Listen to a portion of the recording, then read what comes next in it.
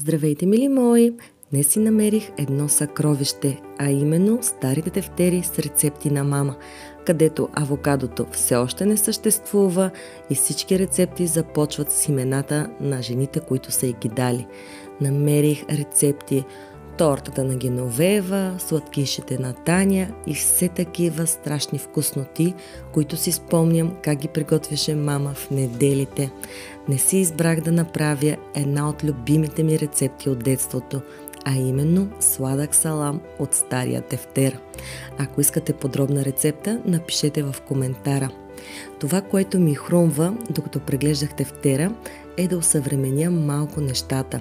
Ако искате, мога да направя електронен вариант на старите тефтери с рецептите от детството ни, позабравени, но все така живеещи в спомените ни.